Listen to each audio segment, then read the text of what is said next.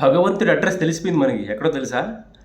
ఏమన్నాడంటే నారద మహర్షితో శ్రీ మహావిష్ణువు, నాహం వసామి వైకుంఠే నా యోగి హృదయే రమౌ మద్భక్తాహ ఎత్ర గాయంతి తత్ర తిష్టామి నారద అన్నాడు అని పద్మపురాణంలో చెప్పినట్టు మనకుంది ప్రూఫ్. ఏమిటంటే నేను యోగులు హృదయాల్లో ఉండను, వైకుంఠంలోనూ ఉండను నారద. నా భక్తులు ఎక్కడైతే నన్ను నిరంతరం కీర్తిస్తూ ఉంటారో, భజన చేస్తూ ఉంటారో అక్కడే ఉంటాను నేను అని క్లియర్ కట్గా మనకు చెప్పేశాడు భగవంతుడు. మనం దాన్ని ఇంకా ఫాలో అయిపోయి అచ్యుత అనంత కేశవ కృష్ణ నారాయణ మాధవ గోవింద శ్రీమన్నారాయణ శ్రీకృష్ణ వాసుదేవ అని నిరంతరం మనం జపం చేస్తూ ఉంటే చాలు, మనకు భయం అనేది ఉండదు.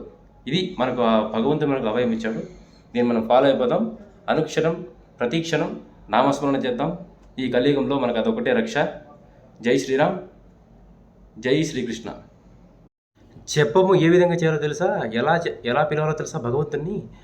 వర్షం వచ్చినప్పుడు కప్ప ఏ విధంగా బెక్క అంటుందో అదే విధంగా మనము మన నోటితో అడ్డు ఆపు లేకుండా నిరంతరం రామకృష్ణ గోవింద రామకృష్ణ గోవింద అచ్యుతానంత కేశవ కృష్ణ నారాయణ శ్రీమన్నారాయణ వాసుదేవ గోవింద ఈ రకంగా మనం గ్యాప్ లేకుండా రేడియో ఏ విధంగా అరుస్తుందో పెట్టేస్తే మనము ఆన్ చేసి పెట్టేసి ఏ విధంగా అరుస్తుందో ఆ రకంగా మనం నిరంతరం నామస్మరణ చేస్తే మనకు ఆ భగవంతుడు మనతోనే ఉంటాడు, మనకు రక్షణ ఇస్తాడు.